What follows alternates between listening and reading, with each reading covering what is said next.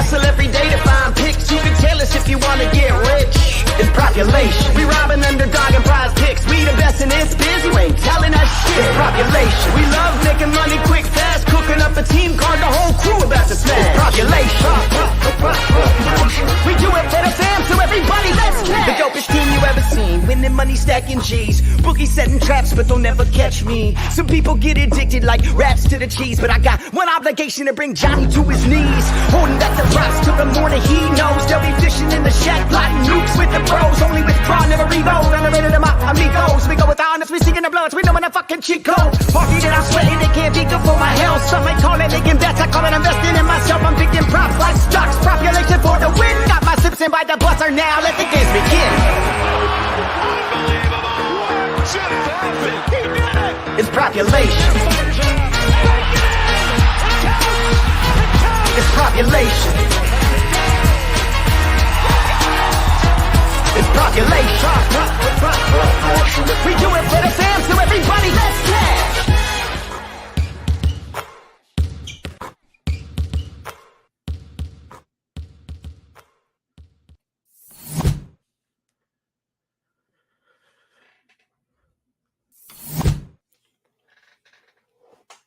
All right, what's up, crew? We got a big slate today. Unfortunately, a lot of our guys were out today. Couldn't make it for the stream, but it's all right. We're gonna since it's such a big slate, I want to get through this quickly anyway, and just use this as like a card construction brainstorm session and just interactive. You guys ask questions, bounce some ideas off, and we can do some teamwork here as a group. And I'll just kind of go through my process that I've been going through throughout the day, and just touch on key targets that I've been looking at for each game, but not really go in depth analysis on each game and like game skip theory or anything like that. But last night, oh man, we did not have a good feeling on last night, and for good reason. Small slate, all the lines constantly moved, and that mattered. All the bumps ended up working out for the bookies because there's so many hooks, and it was the night of hooks, and it happens like that, especially with the small slates when there's such concentrated betting. So with this bigger slate, hopefully the betting's going to be more diffuse and spread out. We can still find value and pre-bumps, and we got to keep an eye out for late props to drop too. There's some teams that don't have starters on the board and props for particular starters as well, so keep an eye out for that. And we're still waiting on some injury news for teams too. So definitely shout out if you guys see injury news while we're on stream right now. But yeah, let's look at this sheet.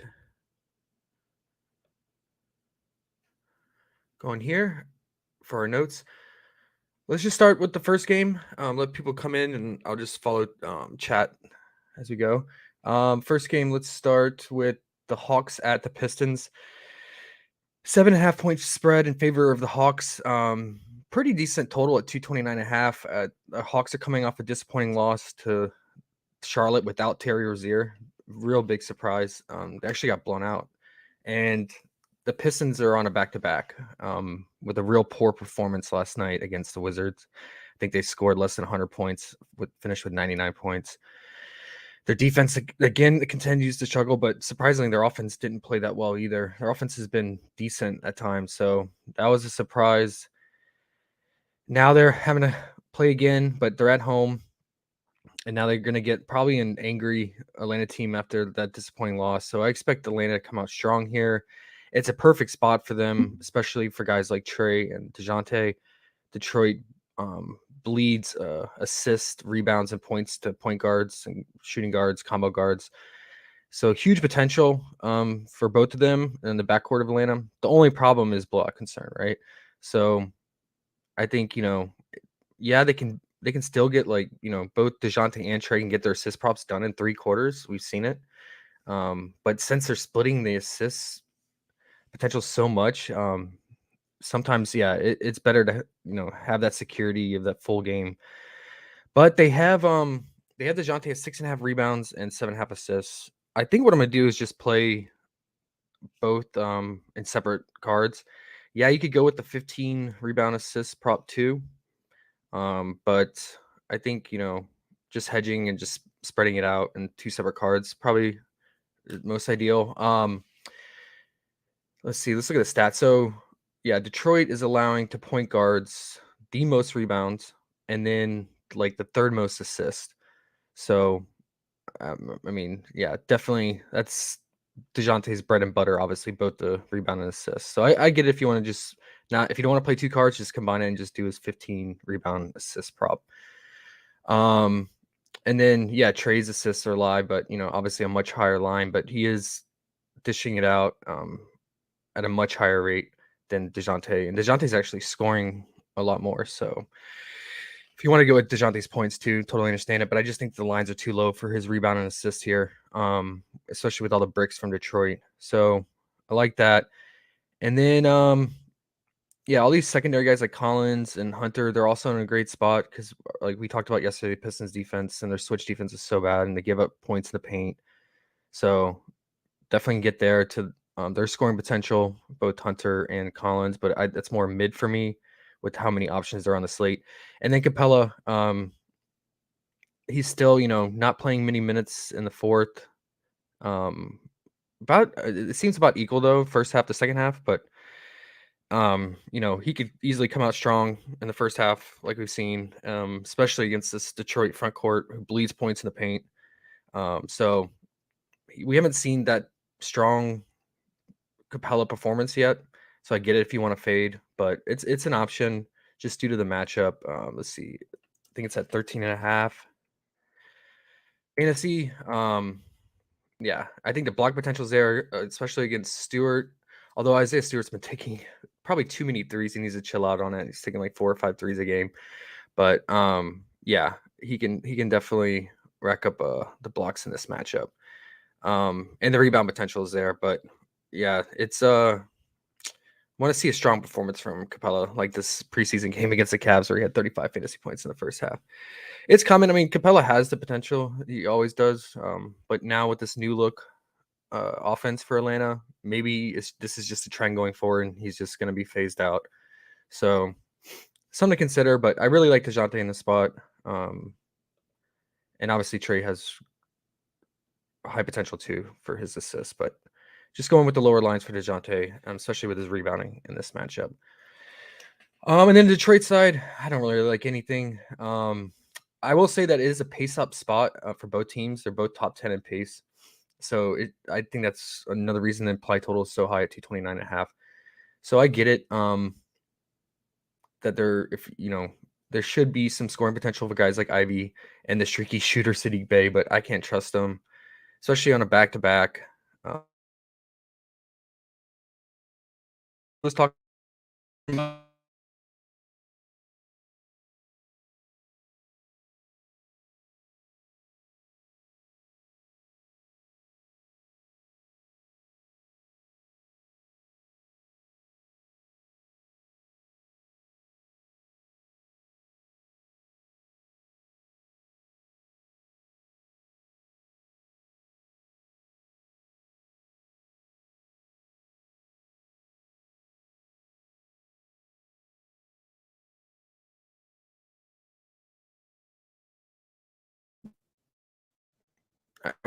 connection. Okay. And then I think the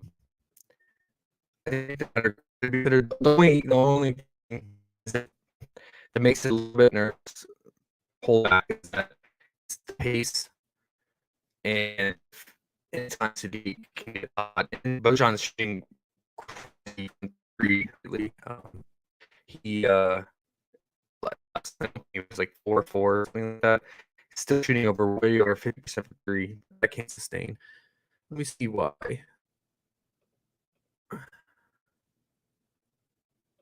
The internet is acting up. Hopefully, a bad connection. Let me see if I can improve it by.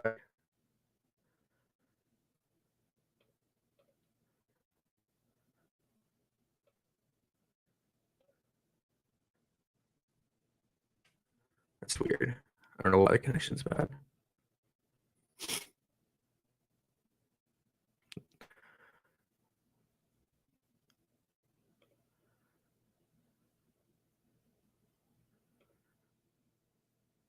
Sorry, guys. Hopefully it improves in a minute.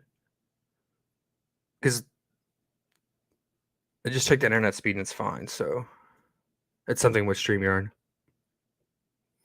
Okay. Let's just work through it. Hopefully catch some of this. I don't know what's going on.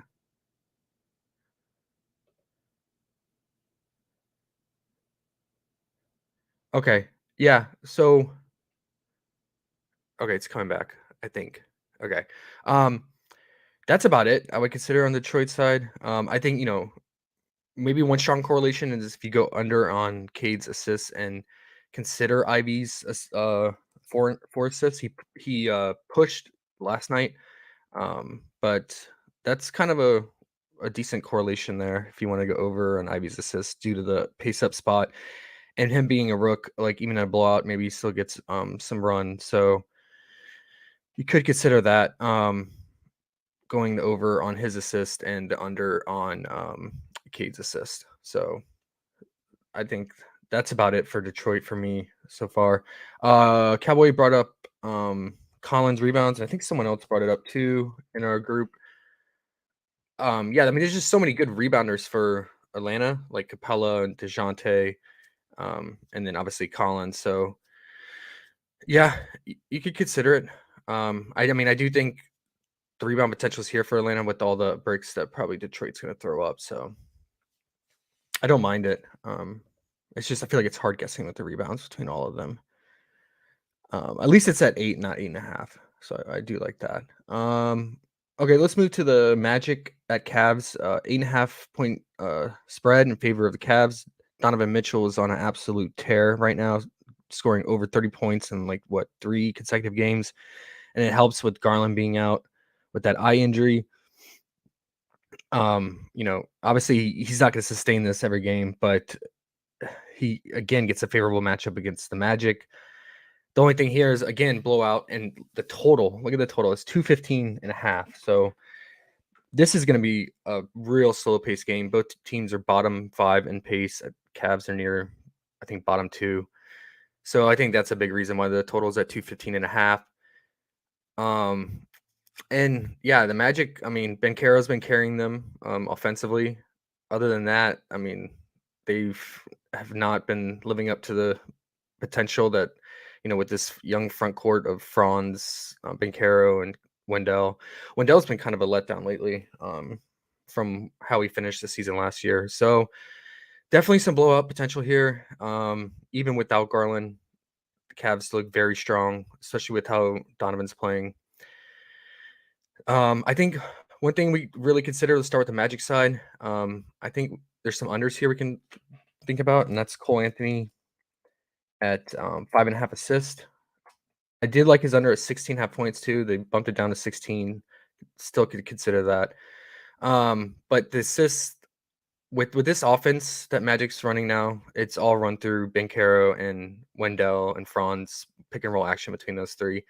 And Cole is really just like a 2 guard now, just working off that and taking shots off that pick and roll. And it's really just the ball starts with Banchero. So I think you could definitely consider the under here due to the pace, how slow this game's going to be. The total's 215. The Cavs are really going to slow the game down big time. Like I said, they're second to last in pace.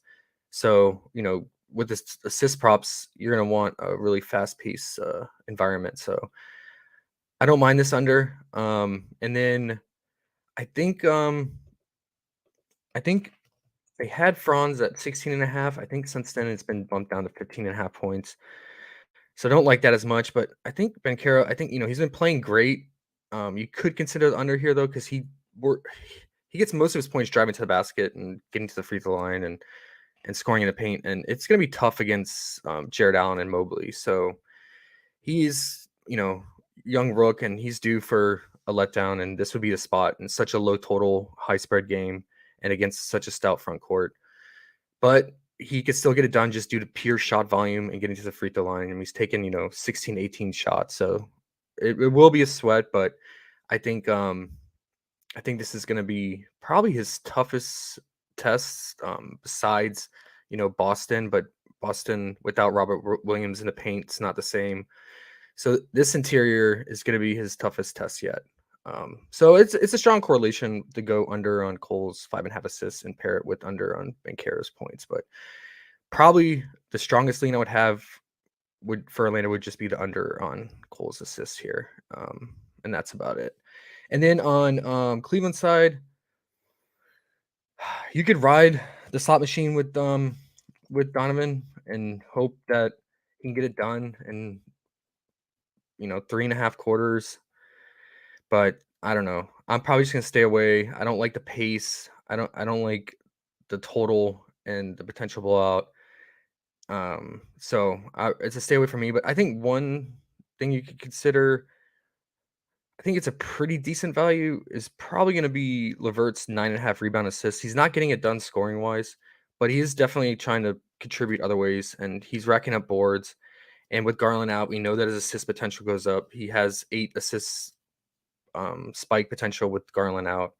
So in this favorable matchup with the rebound potential too, I think the 9.5 is decent value. If he gets 4 boards, 6 assists, there you go. And that's about what he's been getting. So I think that's decent. I like it better than just going with the straight up assist, I think. Or you could just hedge and do his assists and then the 9.5 rebound assists and other lines. But yeah, I think, obviously Jared Allen and Mobley in great spots here, but when both of them are healthy and in low total games, I tend to fade because it's hard guessing between the two a lot of times. So yeah, that's about it for what I found for that game. If you guys have any others, let's see. Roy said Donovan Mitchell over points and assists. I mean, he's been crushing both, right, with Garland out. So I totally get it. But like I said, the only thing that's holding me back is this total and pace. So, but yeah, he's really taking command of this team. So I totally get it. What's the point assist at? It's at 35.5. That's high. I mean, so yeah, you're hoping he at least gets 29, 30 points. Might as well. I mean, he could, rack up 8 assists here, but yeah, I get it. I just wish it was a more competitive matchup and faster and a pace for the Cavs. Okay, let's move to the Nets at the Bucks, which is always a great matchup. Playoff preview usually when these two teams play, especially last season, they had that game that went down to the final second shot. KD from the top of the 3 and missed. But new look teams here.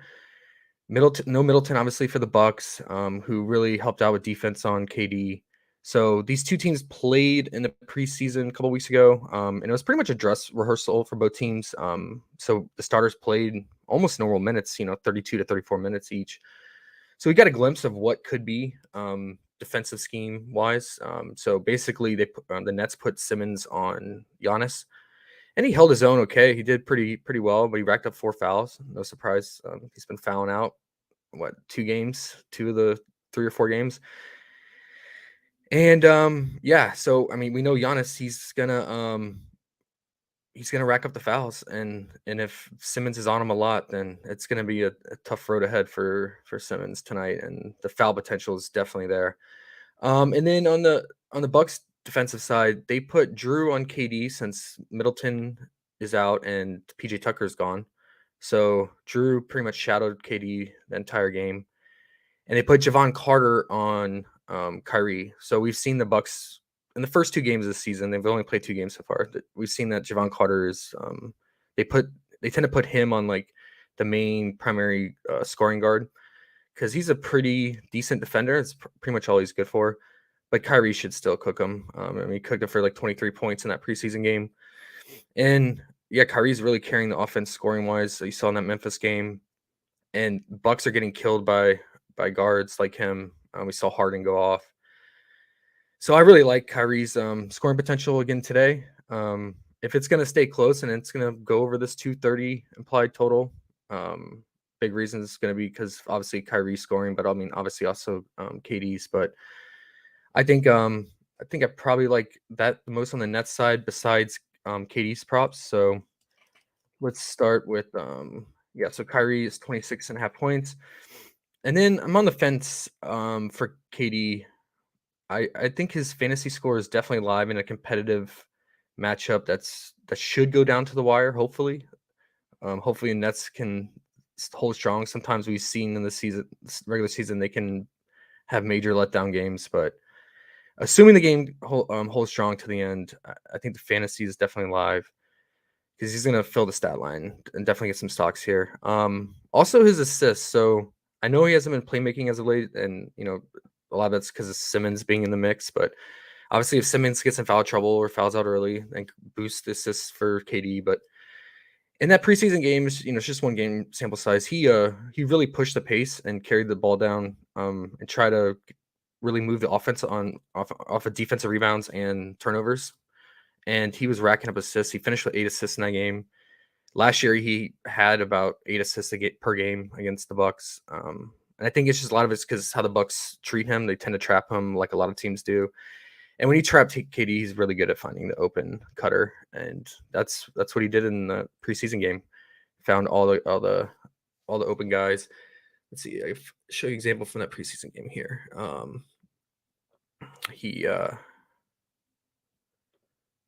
This is from the 2 weeks ago. But yeah, Simmons is going to bring it up. KD cuts, and then Lopez slides over, and Drew. You saw Drew was on him. He was on him. He was, like I said, he was on him all game long. So Drew's shadowing him there. And Claxton, you see the assist with the Claxton. Claxton's really been a big part of the offense. He's been racking up the points, and this is a good spot for him. He's way more athletic and fast than Brook Lopez, so you could definitely get to his points again today. It hasn't moved. It's stayed at 11.5. But yeah, like I said, he's been a big part of the offense, and he's had to play huge minutes when Simmons fouls out. So in the Memphis game, when Simmons fouled out, Claxton had to pretty much play the entire fourth quarter. However, Claxton has a high foul tendency too, and so he could rack up the fouls against Giannis as well.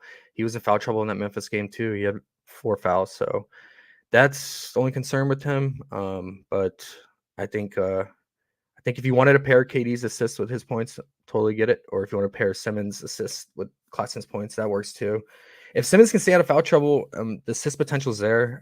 I think, like I said, the Nets, they seem to want to push the pace on against the Bucks. So, and I don't see Simmons trying to really score here in this matchup with how stout the Bucks are interior defense, especially with Giannis in there and Bobby Portis sliding in. So I would even say that his points was at 8.5. I really like the under on that. I think you can still consider under on a 7.5 points, especially with his foul concern. So if he, gets in early foul trouble, you're sitting really good with that under. And then if he fouls out, you're even better.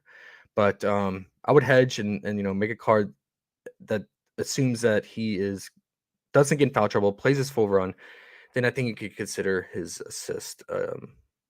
Again today, he's been, like I said, I predicted if he could play normal minutes going forward in the season, I predicted he would average 8 to 9 assists a game just due to his role in this offense. And last 2 games he's been sitting right at 8 assists. So I would do that. Under on his points in one card, over on his assists in the other. And then Kyrie's points and KD's either fantasy or his assist. But yeah, I like his fantasy, I think, potential here. What do you guys think?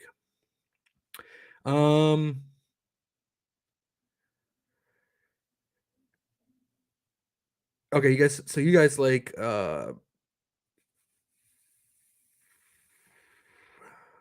Benton's rebounds. Okay, yeah.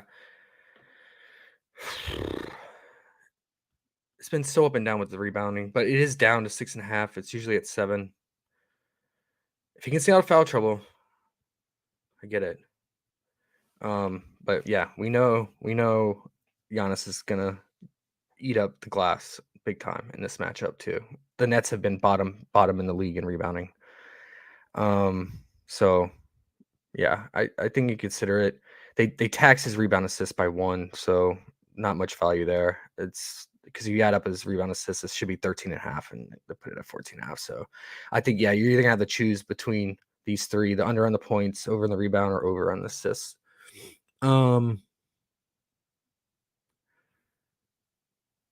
Yeah, foul trouble is a concern. I mean, especially against teams that rack up fouls, like Memphis.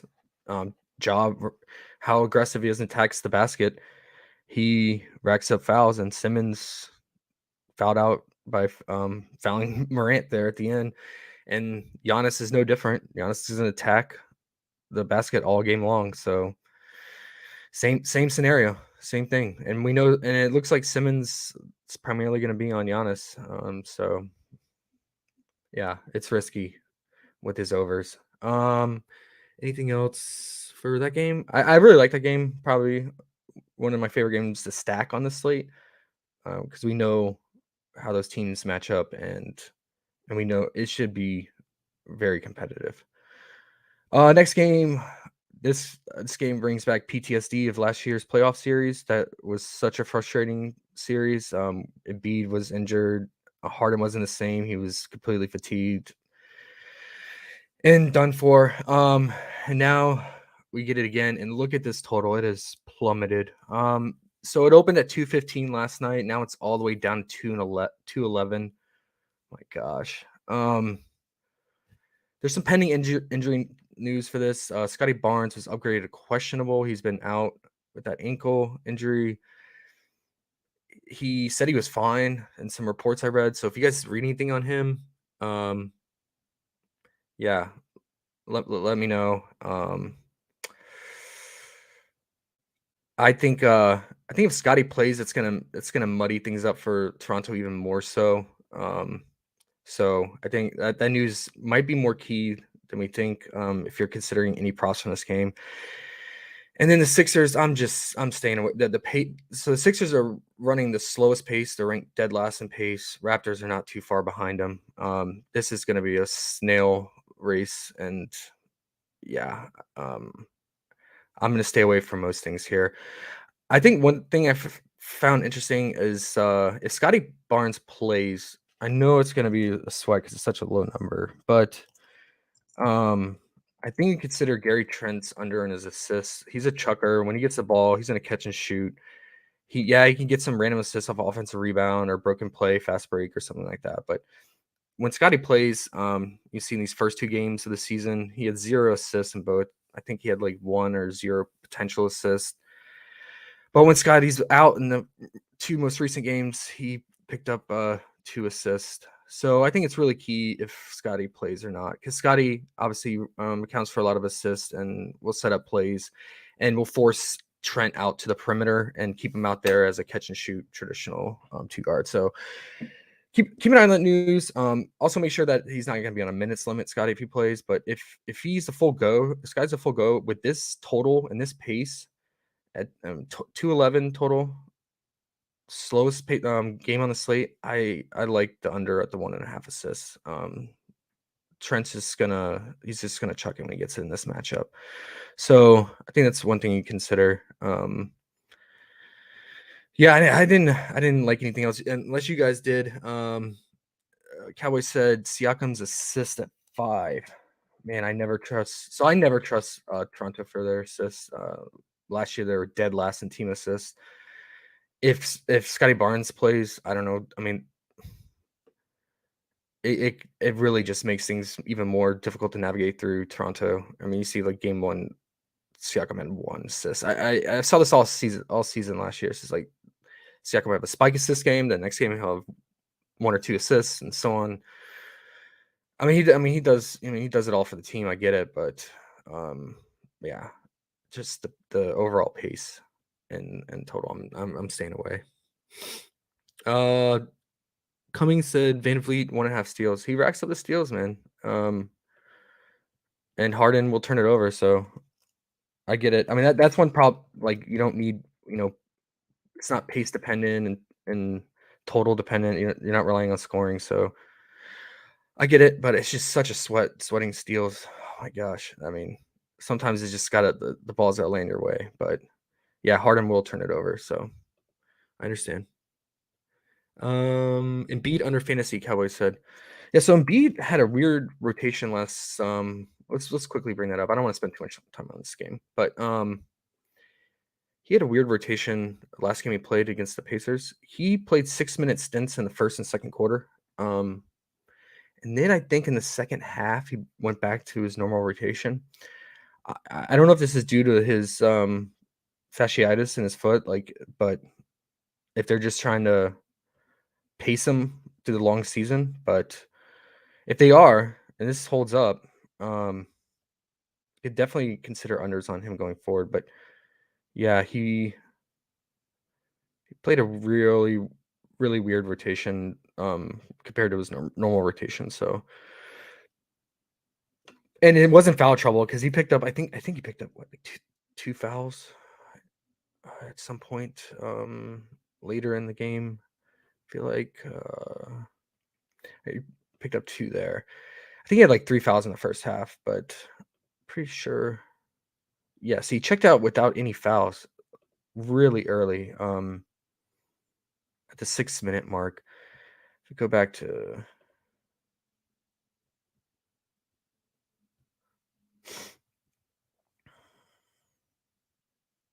see against the Bucks, he played the entire first quarter and over half of the second quarter. I don't know. All right, it's too small of a sample size to predict. So, yeah, I would say that just the Raptors just don't have the size and defenders to match up with him. So that would be my only concern. Van Fleet 6.5 assists. Same thing. Like I said, if really watch out for Scotty Barnes news. That will affect a lot of the Raptors' assist potential if he plays or not. All right, let's move to the Hornets and Knicks. Terry Rozier is out again, so we get DSJ running the helm again. He's playing lights out for him, kind of rejuvenating his career, it seems like. And maybe if Rozier returns and doesn't go to the Lakers, maybe he's found a new home and can find a new home after LaMelo returns. So some team that needs a point guard because he's playing really well, scoring, playmaking. So I wish we had props for him. I've been looking out because he's returning to MSG. He played for the Knicks for 2 years. They shipped him off. They traded him away to the Pistons. Gave up on him. So, and guys love playing in MSG. So, I mean, it would have been great storyline to play him. I think the books have him at 13.5 points last I saw.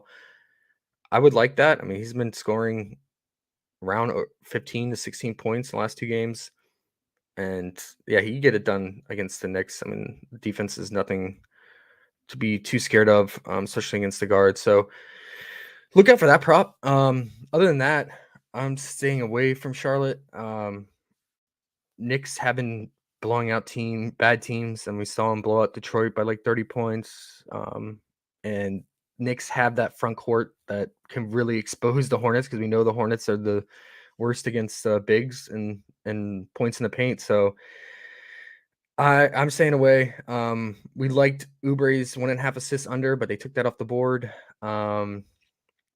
And yeah, I think there's some stuff on the Knicks side though we can get on. Centers have been eating early and often against the Hornets, so let's go right back to the first half here for the center against Hornets. And let's do Mitch Robb, 13.5. You should absolutely crush Mason Plumlee. Huge block potential against Plumlee too, and others that whoever checks in, like Nick Richards or anybody else for Charlotte. So I really like his stock upside in this matchup, rebound upside, and obviously scoring upside. It's weird though. It's like I don't think last time I looked, they didn't even give us his point prop.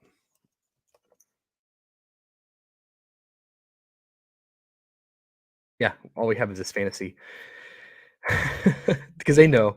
I mean, the odds are really good for his scoring potential here. He was at 8.5 points on Underdog. I forgot to go back and forth, but it was at 8.5, and then they bumped it this morning to 9.5. Still like it. I mean, I see him getting so many offensive rebound putbacks in this matchup. So it's definitely live, and it's nice that we're getting it on here, but not on Price Picks. So while we don't get fantasy for Mitch on Underdog, it is nice that you get his point prop here. And then other than that, I'm probably just gonna stick with that for New York. I would say it's a great spot for a lot of these guys against Charlotte, especially Brunson. I wish his assists was at 6, but they bumped it up to 6.5 now. And obviously, Quickly and Obi, their minutes are really going to depend on if it's going to be a blowout or not. Quickly has been playing the entire fourth quarter when the Knicks have a big lead. So if the Knicks have a big lead going into the fourth, and you get Quickly playing the entire quarter, he could easily crush these lines, easily. The rebounds, the assist, the rebound assist line at 7.5. It's just you're rolling the dice because if the game is close through the fourth quarter, what we've seen so far in the small sample size is that he does not play much at all in the fourth. So, like in that Memphis game, so you're hoping for a blowout if you play his props, definitely for sure. And then I think Underdog has Obi as well. Oh, they took his 7.5 points off the board. Okay, that's unfortunate, but you get his points, his PRA. So same thing with him. You're hoping for blowout here if he plays props, which are really low lines in a favorable matchup, though. You guys got anything on that game? Yeah, Quickly rebound assist. Tito said, yeah. If he, what we're going off a small sample size, obviously, like 3 or 4 games, but if it's not a blowout, it's usually, I want to say about 16 minutes probably for him. You could estimate. Yeah, 16 minutes in a competitive non-blowout game, in a game that went to overtime. In blowouts, he's going to play over 20 minutes. Because you see here against the Pistons, he played pretty much the entire fourth and ended up with 27. So yeah, he'll play almost the entire fourth. That gives you that extra 12 minutes and puts him at 27, 28 minutes. So you really hoping for that. Yeah, see, again, he played the entire fourth here against the Magic, which really wasn't a blowout. So something interesting to keep in mind. I think who played? Oh, Fournier just didn't play. It's interesting. He didn't play in the fourth tier, but none of the starters did because that was the blowout. He didn't play in the fourth tier.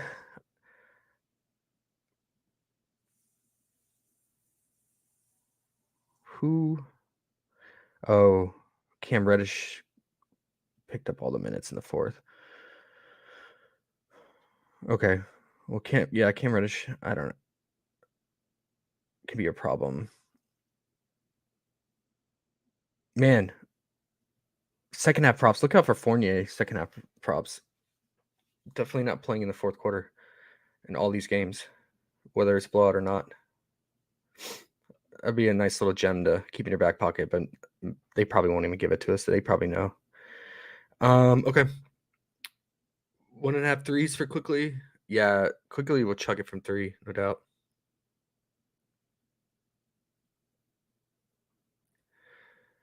Yeah, he's been racking up the Quickly's been racking up the assist when he plays in that fourth quarter stint.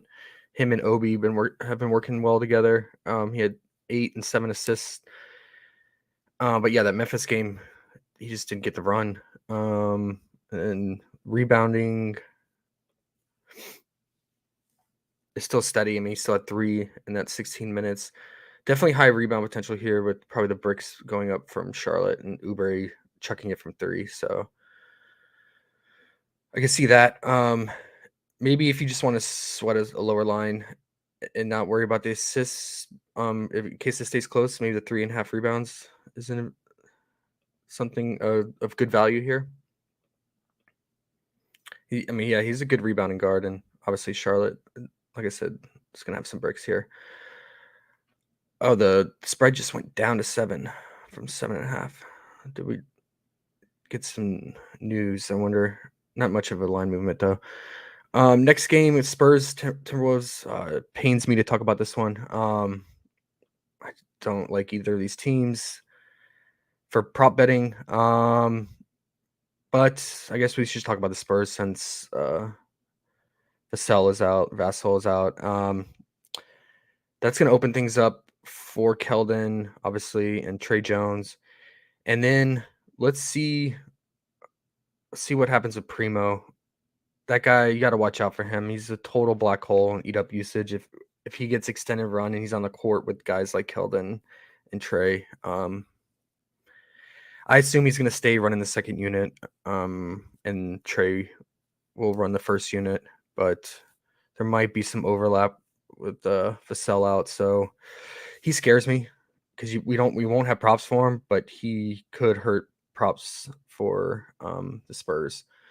Something to keep in mind. Let's see. I know that Keldon has been bumped. He was at 21.5. He's at 22.5 now. And Trey is still at 13.5. And we only have one Jeremy prop. Maybe we get more props. Keep an eye out for the Spurs, but I'm not feeling them.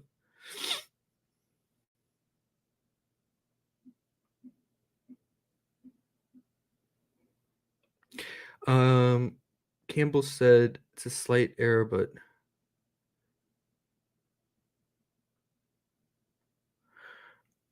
okay, so you're saying there's a turnover error for Pirtle and Russell.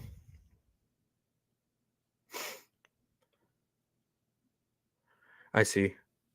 Okay, so D'Lo should be at 2.5.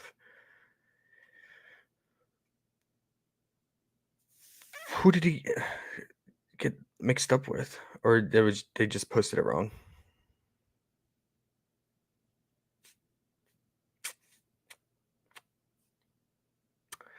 Yeah. Only thing is,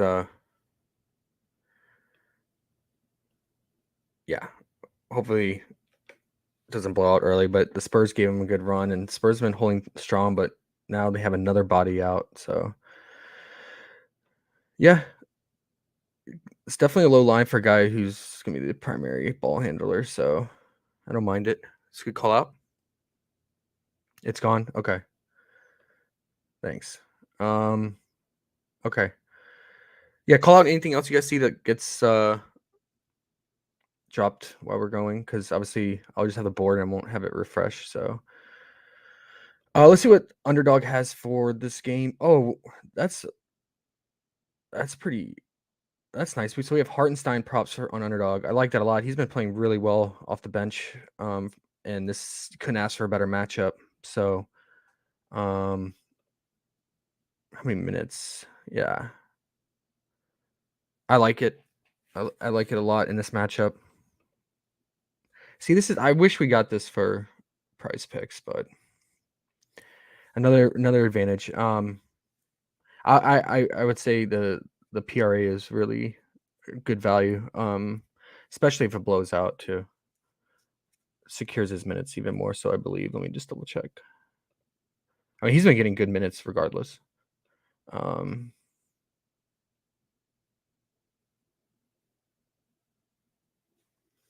Yeah, definitely want the blowout. And Mitch got into huge foul trouble, and that's why he played so many minutes in that close game against Memphis.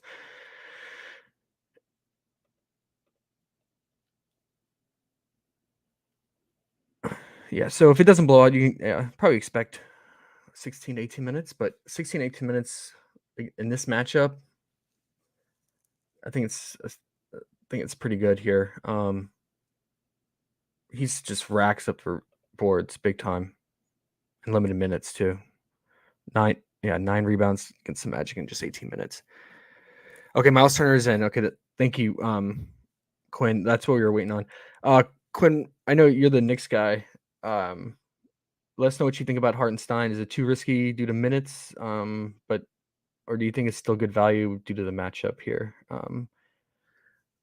I guess if I had lean one,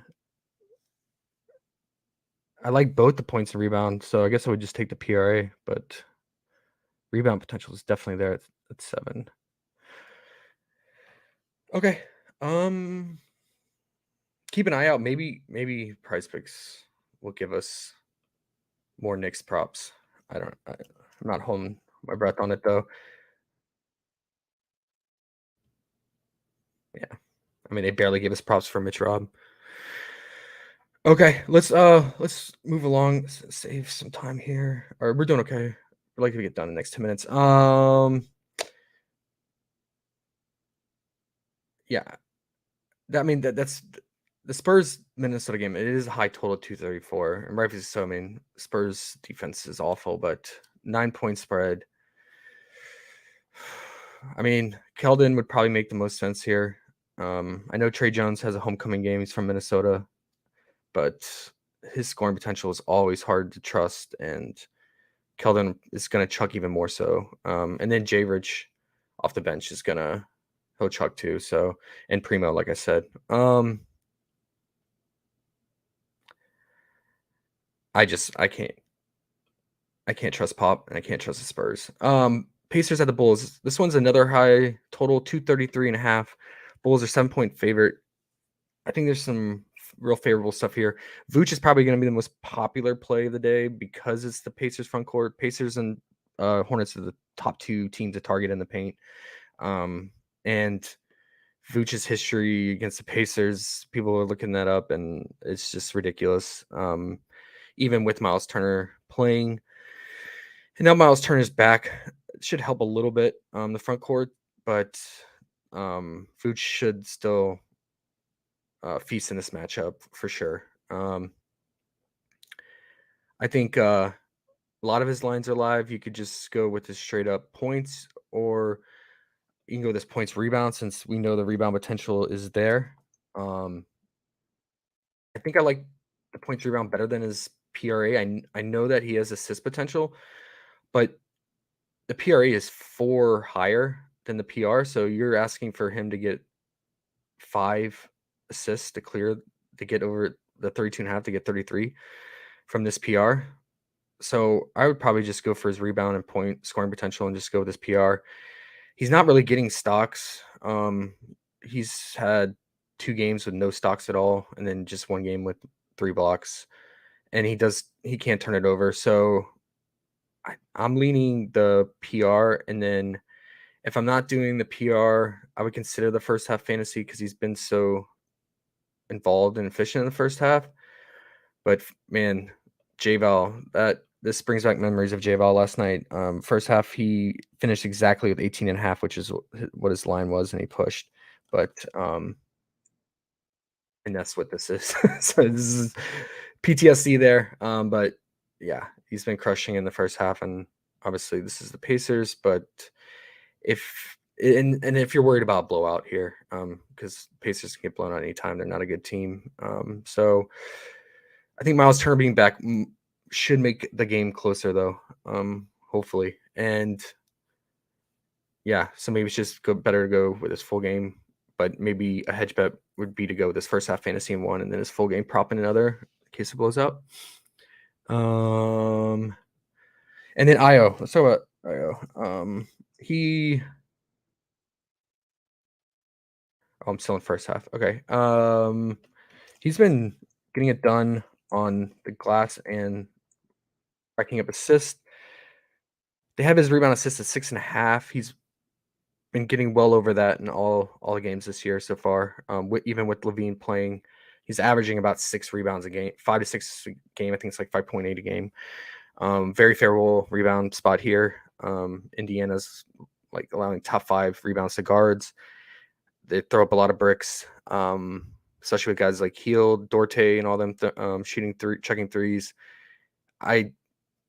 I mean, I see him getting 5 rebounds minimum here, or 4 if you want to be conservative, and then you throw on at least 3 assists, he's over, right? So I think that's a really nice value in this matchup, in this total. So I think I don't mind pairing it. I don't think it negatively correlates with Vooch's rebounds because Vooch is going to get his rebounds no matter what. So I still think you can pair these together and not have them negatively correlate. I think it's really good value. It's Pacers, so if you didn't want to go with his rebound assists, I think consider his fantasy as well. Halliburton will turn it over, and then now with Turner back, that should boost assist potential for Halliburton. Is he still at 9? Still at 9. I don't mind that. Now that Turner's playing, because we know Turner will hit some threes and he'll get it done in the paint too. And Vooch's defense is terrible, as we know. He gets burned by athletic big, so I don't mind that. But let's keep an eye out for Turner props. If we get Turner at 10.5 or 11.5 points, I think you definitely got to consider him. This matchup, Vooch is notorious for getting burned. So I think that could be, if you wanted to game stack it, that could be a really good stack of Halliburton's 9 assists with Turner's points. And we got to make sure he's not on a minutes limit too. Oh, Tito, great call. Do we have free throw props? We do not. Keep an eye out for DeRozan's free throw props. I assume it's going to open at 7.5. It's a great spot. I mean, he's going to get hacked by everyone on that Pacers team. They obviously still foul at the highest rate, so we should get those probably in the next 30 minutes. They should start dropping those free throw props. So keep an eye out for that. That's a great call. I would like it if it's at 7. But I imagine they bump it up to 7.5. I believe it was 7 last game. He's usually around that 7 range. So, am I missing anything else? I think that was the main 2 for the Bulls there to stack. I liked. We get the rematch of the Rockets and Jazz here. Jason Tate though is supposed to make his Rockets season debut. So I don't know, that's going to change things up for guys like Jabari, because Tate can eat up usage and get bored. So I think I'm gonna stay away. I also don't understand why the Jazz are 8-point favorites, but yeah, it's weird considering that the Rockets pretty much led the entire game last game. I know it was in Houston, but yeah, 8-point spread is interesting, but it's still a really healthy total of 232. I think Jalen Green's points always live, scoring potential. KPJ had his way in that game. He was torching Conley and Clarkson when Clarkson was on him, so his scoring potential is definitely live. So those are the 2 main ones for the Rockets to probably consider, and then KPJ is always good for his rebounding, but we don't have his rebound here on Price Picks. So all we have is his rebound assist, which I don't mind in this matchup. If you didn't want to go with his 20.5 points, his 12.5 rebound assists is definitely live here. They juiced Jabari up to 8.5 rebounds. We got it at 6.5 in this last game. I'm probably going to stay away, especially if Tate slides into the starting lineup. So we got to watch out for that. And we got to see if Tate's going to be on any minutes limit too. Yeah, those are probably the main ones. The either playing Jalen Green or KPJ's points in separate cards. And then if you want to stack KPJ's 12.5 rebound assists with Jalen Green's points, I don't mind that at all. Yeah, big scoring potential for them again in this same matchup. Yeah, I agree. Quinn said Jabari's rebounds might be too high. Yeah, we definitely need to see the lineup, and unfortunately, we're probably not going to get lineup news before the main slate locks. So I would just hold off on any Jabari props before lock. And then the Jazz, pretty much all the same lines from the last game, except Markkanen went down a little bit. He was at 20.5 points the last matchup. He chucked it, yeah, but he just didn't make it. We knew he was going to do that, right? I think he took 18 shots. I think he went I want to say he went 0 of 5 from 3. And he still finished with 14 points. So I mean, his scoring's always live. It's just due to sheer volume. But yeah, he definitely has the propensity to go cold. They bumped his rebounds down from 8.5 to 7.5 from that last game. It he didn't get it done in that last matchup because Kelly O had a spike rebound game. I think Kelly had 9 rebounds. Yeah, Kelly had 9 rebounds. Prior to that, Kelly was not really getting the boards, and it was Markkanen. So they might be switching off on rebounding, so it can be volatile. But I think 7.5 is decent value for Markkanen for the amount of minutes he's going to play, and the amount of shots are going to go up in this pace up matchup against the Rockets. You're running the top 3 or 4 pace, so I don't mind that value there. And then I think Clarkson hooked last game. He was at 8. I think he was at 18.5 or 17.5 last game, or 18 around there, and he finished with 17. His scoring is obviously always live, but other than that, I continue to stay away from the Jazz. I think they've been playing above their potential, and they're gonna feel like come crashing down soon. We'll see. Lakers at Nuggets. We got Lakers without Westbrook, and Nuggets without Michael Porter Jr. So we're gonna see a little bit different lineups for both teams going at it today. I assume Uncle Jeff slides into the starting lineup for the Nuggets, Jeff Green. So you get a little reunion of Uncle Jeff and LeBron, close buddies there. Could be increased minutes for Bruce Brown too for the Nuggets. So if you're doing these are the late night games, so if you're doing some late night cards, you can look out for guys like Jeff Green and Bruce Brown for lower lines. Could be a favorable matchup for Bruce Brown here, especially off the bench if you get him as a bench piece in the late night cards. But for the Lakers, without Westbrook, I think should be a boost in scoring for guys like Lonnie Walker and even Kendrick Nunn. We'll see if we get Nunn props. I think as of right now, we don't. We just have Lonnie Walker. So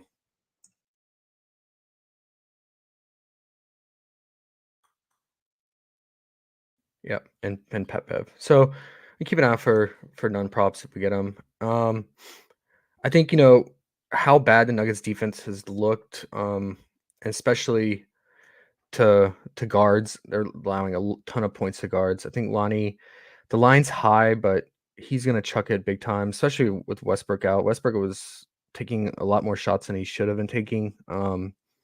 So I think, yeah, it depends. Let's see what the starting lineup is too. They could change things up. None. They might keep None on the bench, and they might slide in Austin Reeves. You never know. But LeBron, the way he's stat padding this season in this matchup, he is always live for his props. And I think, with Westbrook being out, I think that's a boost to his assist potential. It's a boost to his rebounds as well. So if you just wanted to take one of those or both of those, you can do his rebound assist at 15.5. And then 80, great matchup here, especially with the way Jokic looks right now, out of stamina and just not playing good defense and slow. AD could easily torch them in the paint. And yeah, the bench unit for Nuggets to relieve Jokic is nothing to be scared of and very weak. So AD could easily have a strong game here. So I wouldn't mind his 24.5 points. I think his scoring potential is pretty strong here in this matchup. But I'm probably going to play these more as standalone late night card games. So might sprinkle a couple into the main slate cards. We'll see. And then the Nuggets without Jay. I think obviously people are gonna consider Aaron Gordon, especially if that spike game he had last game. He always scares me. He's so volatile. And then you get KCP revenge narrative here. Last time we had that when he was on Washington, he played awful, went ghost. But they juiced his props after that MPJ news. He went from 12.5 points to 14.5 points. So that's it's not ideal. And then Jamal Murray just doesn't look like he's up to game speed and fully back from his injury. But you couldn't ask for a better matchup. But they juiced his lines too. He's at 14.5 points. Now he's at 16.5 after the MPJ news. But yeah, point guards against Lakers is still a gold standard rule. Even this season, it was all last season and the season before that, and it still holds true. So yeah, just wish he looked like he was back to somewhat his normal self. He just doesn't look like he's there yet. But this would be the game to get his feet under him. That's for sure. And Jokic, he yeah, man, he did not look like he wanted to be in that last game against Portland. You just mentally checked out, and you could just tell, and he's fouled out, I think. And yeah, he was not with it. So I don't know. I think he's gonna have to pick up the scoring with MPJ out, but man, his line, yeah, it's at 26.5. It's pretty high. But it's Jokic, I get it. I'm probably gonna stay away from the Nuggets in the most part. And then let's wrap up quickly with the Heat and Blazers. This is an interesting one to break down. Because Dame is on one of those heaters, which I thought he's gonna start off the season with, but he started off really cold against a very favorable matchup in the Kings. But now he's looking like old Dame, and we've seen in past seasons when he gets on these heaters, he goes on a serious run. But yeah, he's still at 26.5 points. You see, he scored 41, 41, 31, and that's even with Simons having a real spike 3-point shooting game where he went like 7 and 8 or something like that, made 4 threes in a row in that third quarter. I think he's going to be popular for that reason. And obviously the usage and volume is there. But yeah, it's the Heat.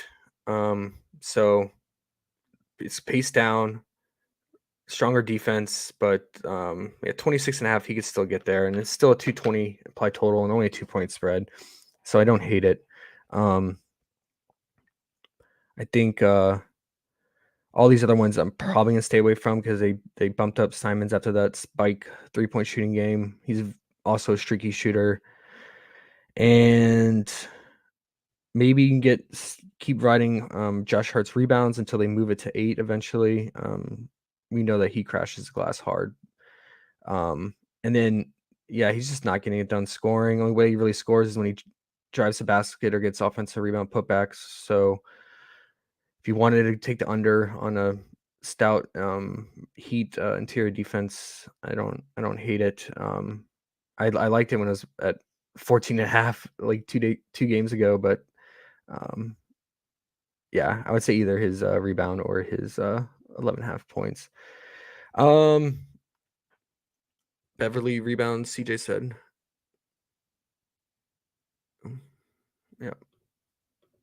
Yeah, with Russ out, should help him on the getting those long rebounds. Let's move to Miami. I never bet on Miami. But Hero, people love his first half. Last year I liked it when he came off the bench because he played the entire second quarter. Now he's just playing all full minutes. He's crushing the first half. Favorable matchup. Portland's defense is not that nothing to be scared of. But they have his 3-point prop at 2.5. That's probably the only one I might consider taking. I might take the under on this. He's not traditionally a good 3-point shooter. Right now, this season, he's shooting 33% from 3. We saw last year in the playoffs, he shot 19% from 3 and completely went ice cold. He likes to, yeah, he likes to push it and get a lot of his points on transition and mid-range games. So I think you consider this. The only thing is the volume. If he's taking 8 threes, it's gonna be a sweat. But I think it has a high chance of just him hooking at 2 threes. So I don't mind that. And then I'm gonna stay away from the rest of the Heat like I normally do. Yeah. I mean, Lowry, yeah, he was such a ghost last game. So it makes me hesitant to go with his rebound assist, but we know he can rebound. But now with Hero getting all these rebounds, what did he have, like 15 rebounds Hero had last game? Probably stay away from Lowry altogether. I think Hero's just destroying his potential and value. And then yeah, Jimmy's Jimmy. Thoughts on Hart's rebounds? I mean, yeah, I think it's always live for Hart. If it's less than 8 or 7.5, especially less than 7.5, I think he's such a good rebounder, and he gets a lot of his rebounds on the offensive glass. He's always sneaking in and hustling to get those offensive rebounds. So I don't mind it. It's just there's a lot of good rebounders on the Heat. So with Jimmy and Hero and Bam, but the Heat were exposed on the glass recently, though. So against Toronto, I think Precious had like 20 rebounds or something like that. So I don't mind it, especially for a late night card. Okay, let's build a card real quick. And let me know if there's any news that drops. Let me refresh and see if we got any new props as well. And we'll do one on Underdog and one on Price Picks.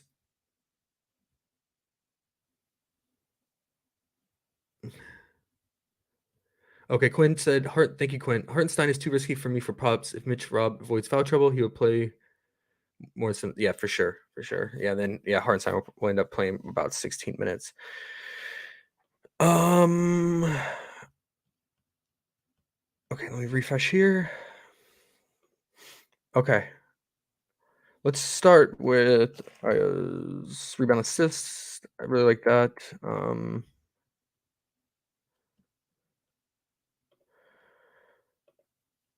Let's get Mitch Rob.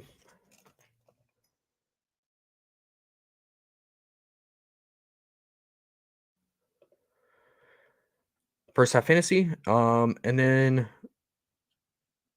what do we want? We want Vooch. I know he's gonna be popular. We can either do his first half, or since Miles Turner's playing now, we hope that Pacers keep it close enough, long enough, so we can just go with his PR if you guys want.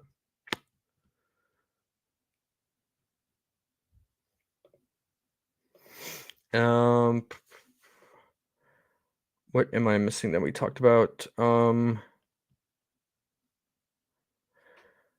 We could go with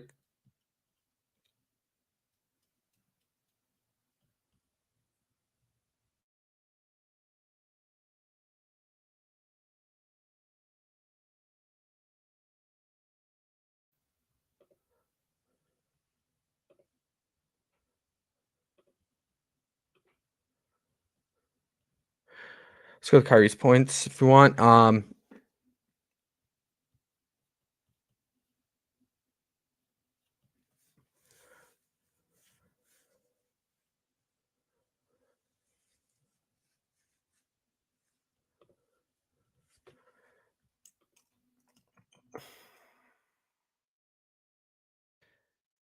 Let's write it quickly.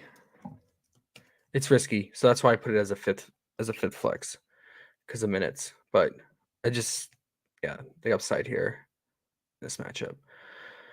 There we go. I don't mind this at all.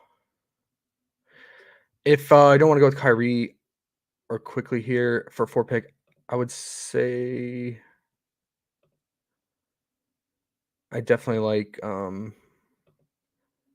DeJounte's assist or rebound potential here. So as a 4 pick, alternating in his assist or his rebound. These are pretty strong lines pretty high odds to go over there. So let's move over to Underdog and see what we have different.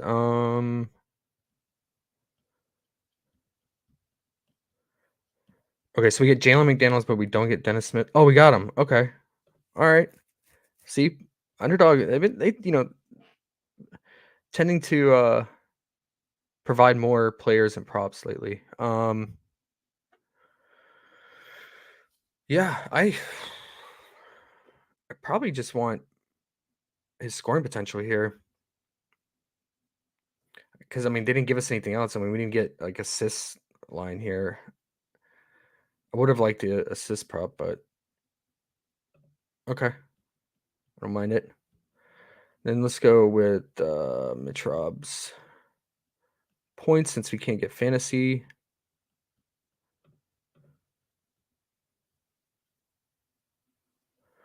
Oh, okay. Well, Vooch is a whole one higher on point rebound here. 29.5 on underdog versus 28.5 on price picks. So, oh, good old Drummond. He could crush this rebound prop.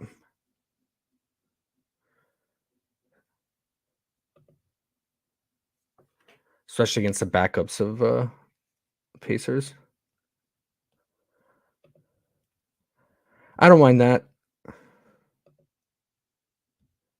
It's just risky with minutes, but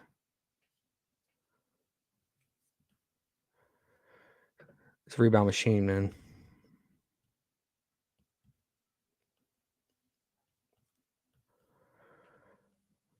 Let's change it up. What do you guys think? We like Drummond's 6.5 rebound here.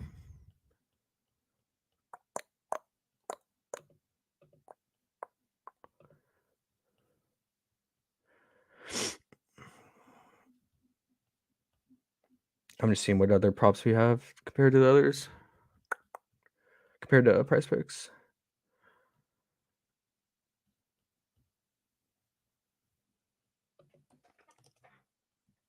What do we have? 3 picks here.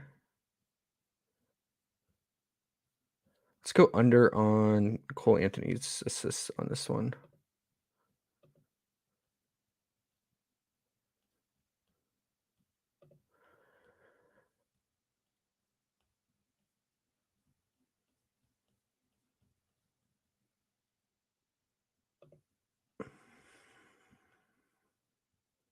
Yeah, see, they have DeJounte at 7 rebounds here and 8 assists. Everything's bumped by 0.5 for him on price or underdog. That tends to hold true. Underdog tends to be a little bit higher on their line making, so no surprise there. Oh, Kongwu, that's interesting. I could look into him for sure. He's been playing larger role at the bench in place of Capella. Yeah, see, they have Kate at 6.5 assists, not 7. Yeah, probably stick with these 4 for now, and I definitely consider those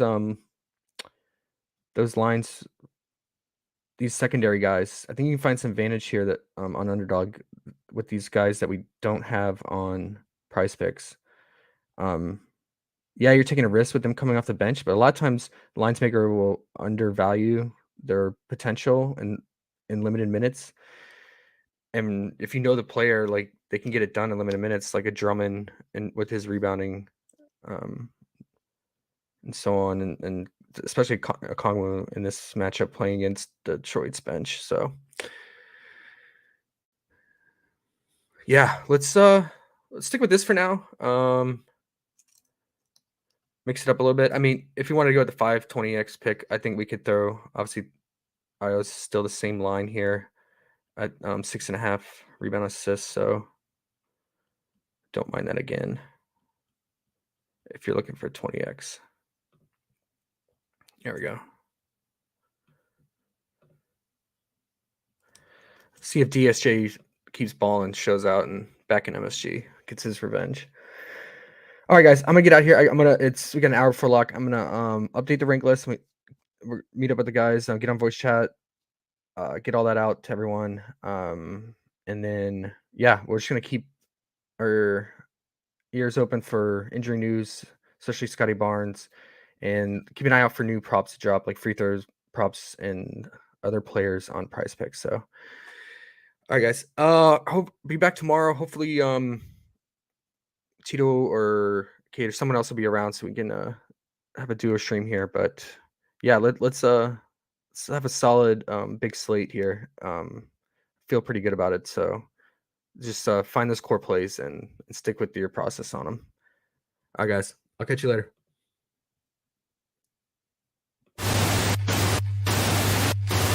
Puts up a tough shot. Bounces around. Goes in at the buzzer. Working it down to 2-1. A deep three. Oh! It's population.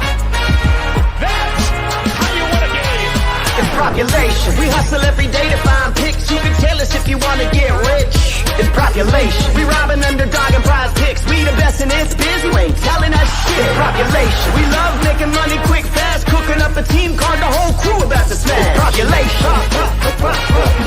We do it for the fam, so everybody let's catch. The dopest team you ever seen. Winning money, stacking G's. Boogie setting traps, but they'll never catch me. Some people get addicted like rats to the cheese, but I got one obligation to bring Johnny to his knees. Holding back the props till the morning he knows. They'll be fishing in the shack, plotting nukes with the pros. Only withdraw, never reload. Underrated to my amigos. We go with honest, we seeking the bloods. We know when a fucking cheat code. Party that I'm sweating, they can't be good for my health. Some may call it making bets, I call it investing in myself. I'm picking props like stocks. Population for the win. Got my sips in by the buzzer now. Let the games begin.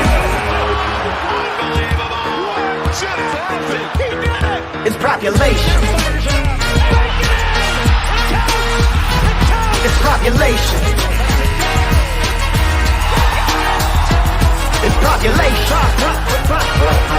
We do it for the fam, so everybody let's get